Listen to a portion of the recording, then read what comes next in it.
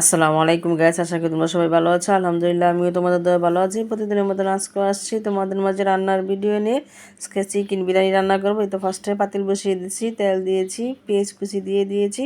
পেঁয়াজটাকে আমি একটু ভালো করে ভেজে নিব। তো দেখো নেড়ে ছেড়ে দিতে আছে, দিয়ে ভালো করে ভেজে নেব। ভেজে আমি অল্প করে দিয়ে দিব পানি। আর আজকে মেহমানের সাথে এই জন্য চিকেন বিরিয়ানি করতেছি। আমার বড় ভাই, ভাবি, বাচ্চা বাচ্চা সবাই আসছে। এতে দেখো এখানে আমি সব মশলা নিয়েছি।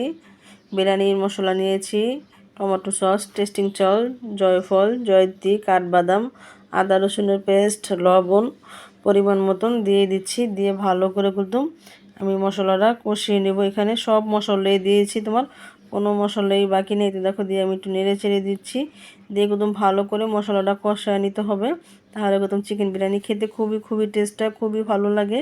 তো দেখো আমি একদম ভালো করে কষিয়ে নিয়েছি। আর অল্প করে আলু দিয়ে দেবো, বেশি না, আজকে আলু ছিল না গ্যাস, তার জন্য অল্প কিছু আলু দিয়ে দিচ্ছি। আর দিয়ে দিচ্ছি এখানে 2 চামচ মরিচের ফাঁকি। তো মরিচের ফাঁকিটা আমি দিয়ে ভালো করে আলুটাকে কষিয়ে নিব। আর চিকেনটা আগে থেকে ভেজে রেখেছি, তোমাদেরকে দেখাতে পারি নাই। তো চিকেনটা দিয়ে এখন 5 মিনিটের মতন তোমার কষিয়ে নিব। চিকেন ভাজার পরে বেশিক্ষণ কষানো লাগে না তোমার, কারণ ওইটা হচ্ছে ব্রয়লার মুরগি, তোমার এটা একদম তাড়াতাড়ি সিদ্ধ হয়ে যায়। যত মানে এটা কম কষাবে তত কিন্তু মানে গলে যাবে না, আস্তে আস্তে থাকবে, সুন্দর হবে। আর সবসময় ব্রয়লার মুরগি একটু কড়া করে ভেজে নিবে। আমি কিন্তু কড়া করে সবসময় ভেজে নিই, এই জন্য দেখো কষিয়ে নিয়েছি। এখন আমি দিয়ে দিচ্ছি ঠান্ডা পানি, মানে পানি গরম করতে পারি নাই। তো দেখো পানি দিয়ে দিয়েছি, দিয়ে একটু নেড়ে চেড়ে দিচ্ছি। আমি যেভাবে রান্না করতেছি এভাবে তোমরা যদি 1.5 কেজি চাউল আর 3 কেজি মানে দাও, মুরগি দাও, তাহলে সুন্দর হয়। এখানে আমি কাঁচামরিচ আর গুঁড়া দুধ দিয়ে দিচ্ছি বেশি করে। তো দেখো দিয়ে নেড়ে ছেড়ে দিয়েছি, দিয়ে ভালো করে বল করে তোমার আমি দিয়ে দেবো এখানে চালটা আমি 30 মিনিট আগে ধুয়ে রেখেছি। এখানে আমার 1.5 কেজি পোলার চাল আর 3 থেকে 3.5 কেজি তোমার এসে চিকেন আর কি। তো দেখো আমি তুমি এভাবে যেভাবে রান্না করতেছো তোমরা এভাবে রান্না করে খেয়ে দেখো, ইনশাআল্লাহ অনেক ভালো লাগবে। আর এখানে দিয়ে দিচ্ছি মটরশুঁটি দিয়ে চিকেন বিরিয়ানি করলে সেই স্বাদ গ্যাস কি বলবো, কালো মুখে লেগে থাকে। তো দেখো এখন দিয়ে দিচ্ছি ঘি দিয়ে আবার নেড়ে ছেড়ে আমি ঢাকনা দিয়ে ডেকে দিব।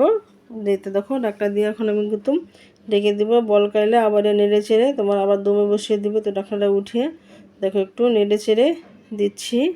আর মাশাআল্লাহ এত টেস্ট হয়েছে কি বলবো গাইস, মুখে একদম লেগে রয়েছে। তো দেখো আমি দমে বসিয়ে দিয়েছি। দমে বসিয়ে দিয়ে এখন একটু দিয়ে দিচ্ছি কেওড়া জল। এখানে আমি সব ধরনের মশলা যা আমি ইউজ করি সবই দিয়েছি। আর তোমরা এভাবে দিয়ে রান্না করে খেয়ে দেখো, ইনশাআল্লাহ আবারও বলছি মুখে লেগে থাকবে। দেখো আমি কেওড়া জলটা দিয়ে আবারও নেড়ে ছেড়ে দিয়ে আমি কুতুম দমে ভালো মানে ঢাকনা দিয়ে ডেকে দেবো, দমে বসিয়ে দেবো, ভালো মতন কুতুম সিদ্ধ করে নিব চালটাকে। এতে দেখো আমার কুতুম বিরিয়ানি রান্না প্রায় হয়ে গেছে। আবারও তোমাদেরকে আমি নেড়ে ছেড়ে দেখিয়ে দিয়েছি। বিরিয়ানি মাশাআল্লাহ অনেক সুন্দর হয়েছে, যেমনই কালার হয়েছে অমনই মুখে লেগে রয়েছে। এতে দেখো বিরিয়ানি কিন্তু রান্না হয়ে আছে। বিরিয়ানি রান্নার রেসিপি যদি ভালো লাগে লাইক কমেন্ট শেয়ার করো। আল্লাহ হাফেজ।